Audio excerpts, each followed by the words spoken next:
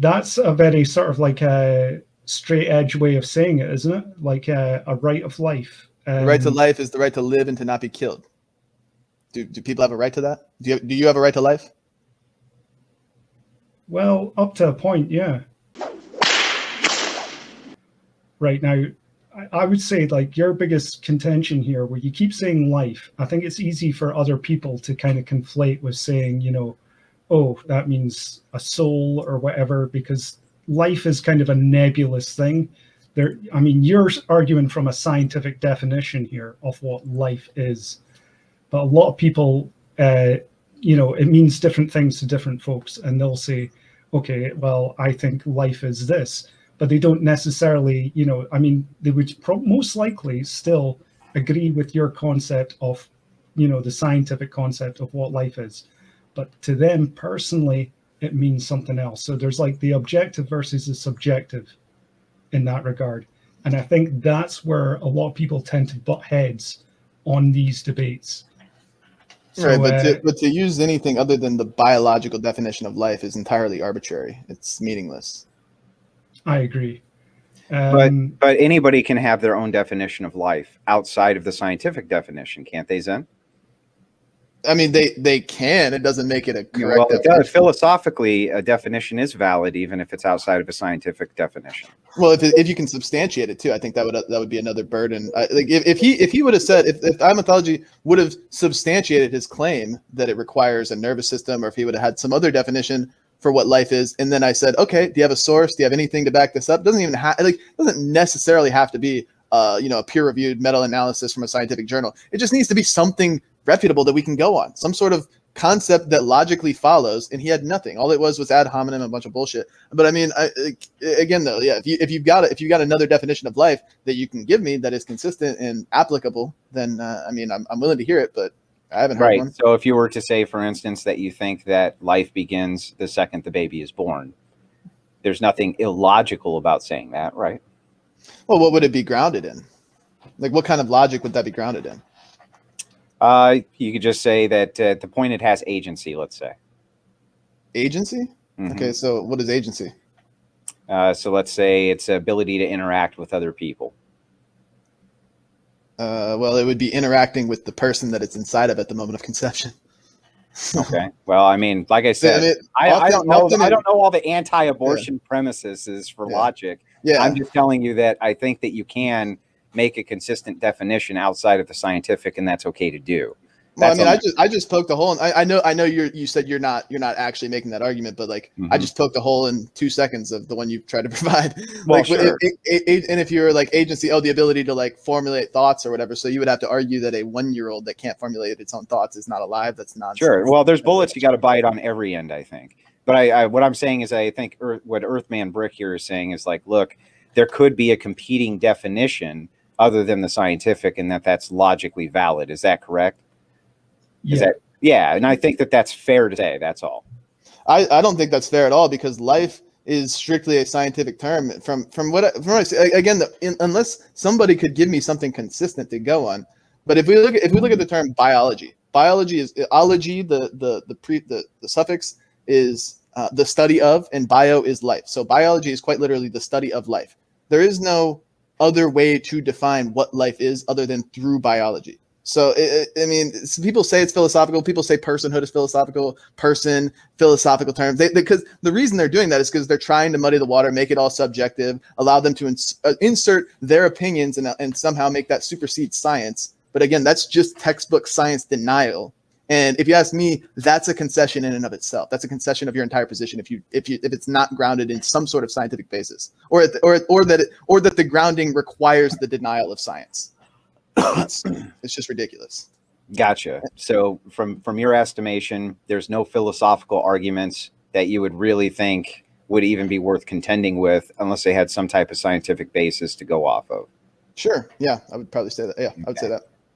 Okay. I don't agree with that, but I understand what you're saying. Go ahead, Earthman.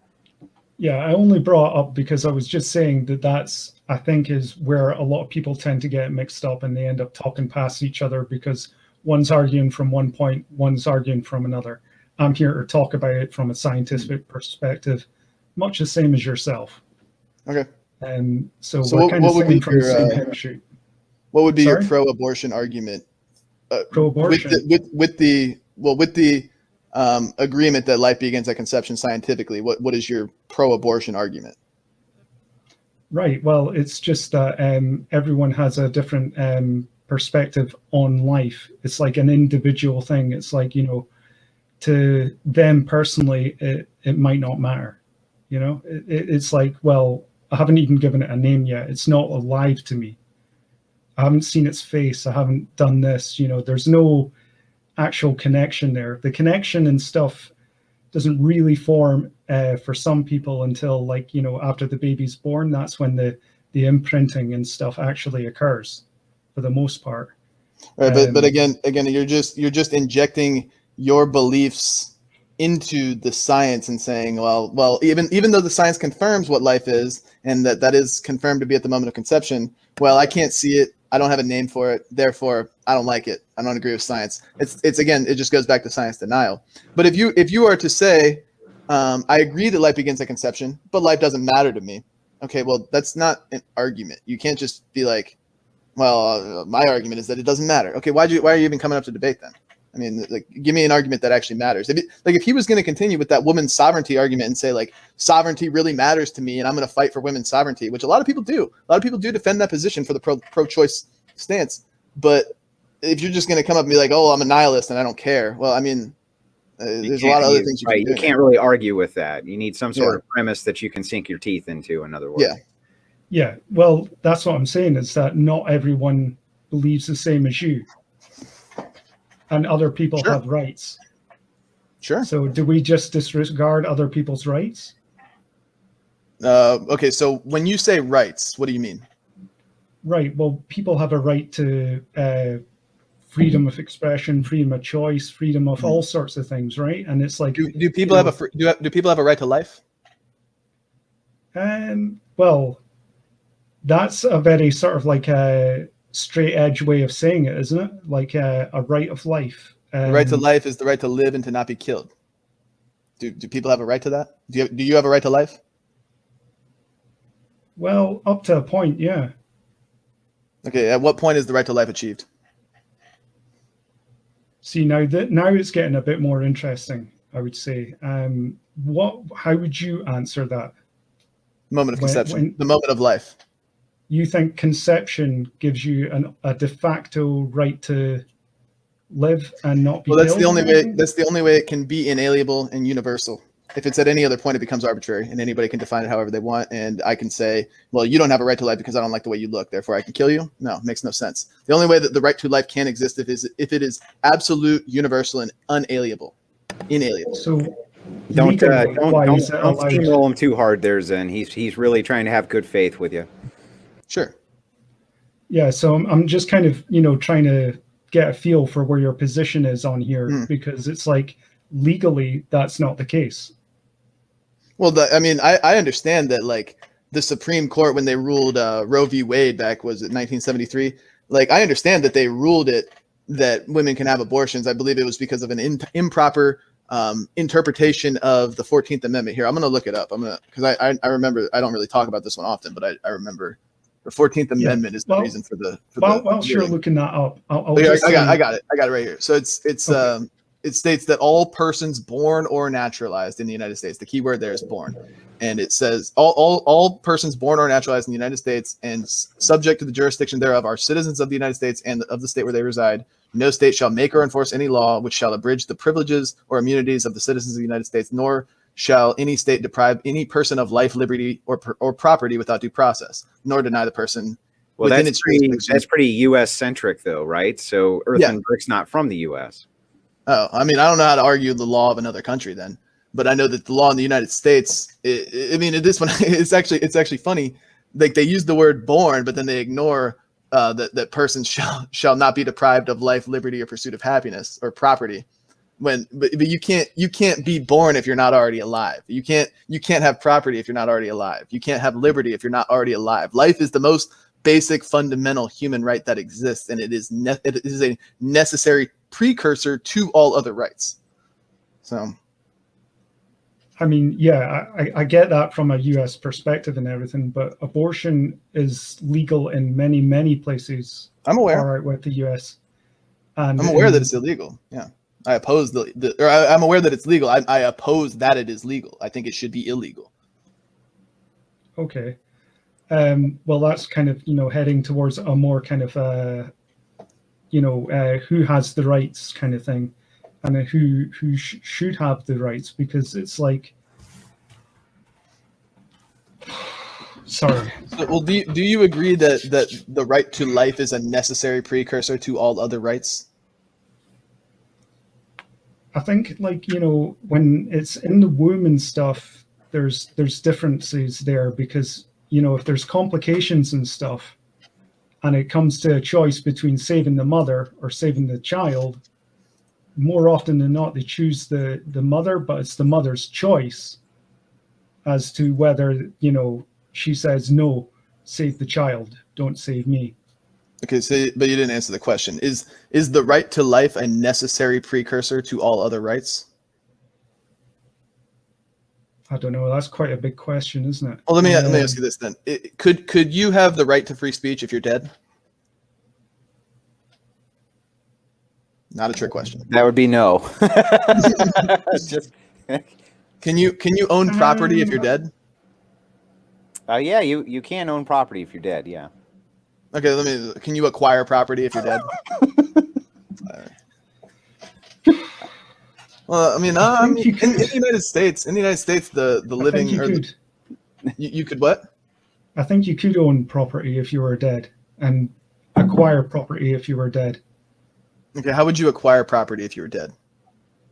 Right. Well, it's kind of going into sci-fi territory here, but if you're legally classed as dead, but you're still technically alive, like if you're a ghost in a machine or whatever, then yeah, you still have agency. You can still do things. You mean if you had a consciousness that still existed outside of a living body, yes, theoretically, then in that case, actually, that kind of brings up a good point. I kind of see you rolling your eyes a little bit, Zen, but it does kind of actually bring up a good point, which is if consciousness is the agency, if you were to have a consciousness outside of a body, I don't see why it couldn't acquire property. That seems reasonable to me. Doesn't that seem reasonable to you? You asking me? Yeah, I mean that does seem reasonable. I mean, I would have to challenge the premise of a consciousness existing outside of a body that isn't God. Well, let's just assume in a hypothetical that it was a possibility for you to transfer your consciousness to something else outside of a human body. That doesn't. I mean, it's not an unreasonable hypothetical. So I mean, sure. If we're humoring supernatural, then sure. It's not supernatural. That wouldn't be a supernatural occurrence. That would be a natural occurrence. Well, it would be a human-induced natural occurrence. So it would be, hey, we've transferred your consciousness over to this machine, and your consciousness is there outside of a body. At that point, it could. I don't see why it couldn't acquire property. Is that still? I mean, theoretically, if that were possible, then you might have an argument. But again, it's like it's not possible. But then, secondly, how do we link that back to why we can justify killing innocent humans in the womb? I can't. What's that? It brings it back to the question as to agency. If someone is an agent and can act, then they have more rights than the other party. I don't agree that they have more rights. I think that's not. I'm not going to see that. As far if we're talking about just basic human rights, like the right to life, the right to defend yourself, things like that. But I mean, they most assuredly do have more rights if they have less agency. So, for instance, if you're suffer from mental retardation, you may have caretakers or people like that make decisions on your behalf because their agency is better than your agency. Correct? If it's like if it's been signed over in a contract or something, but I'm more so referring to just natural rights, like the natural human right to life. So when we're referring to the human right to life, it necessarily implies that this is a natural God-given right, a right that exists at the moment that you are conceived, that you are brought into existence. It's not given to you by a government. It's not given to you by anybody else. It is simply belonging naturally at the moment that you come into existence. So so what I would get at with that is there's no other naturally granted or naturally, I guess, naturally existing right that could come as a precursor to life. Like you couldn't have a right to remain conscious if you first were not alive. A consciousness would require life. Right. It's the chicken before the egg thing, right? Yeah, sure. So yeah. you would have to exist in order to have consciousness. So you would have to be born, et cetera, et cetera. I get it, right? But I think he's on the outside of that, kind of looking in, is what it seems like to me. So this is kind of when you get into this bizarre style of philosophical pondering about these kinds of things, you can come up with all kinds of different hypotheticals and shit like that. But I do tend to agree that Zen is correct when he says you have to start with some kind of baseline definition that you guys can agree with and then argue from that position. And it seems like in this case, the scientific one would probably be the best one to start with, wouldn't it? Yeah. Yes. Okay. So, I mean, if you were going to have the argument about this, I really don't see why that wouldn't be the one to have. Sure. You know, yeah, so I mean, that's you're kind of crapping on the whole nihilist perspective here. You're classifying it as nihilist to say that, you know, you can sacrifice a life or whatever to save another. I mean, am I wrong there?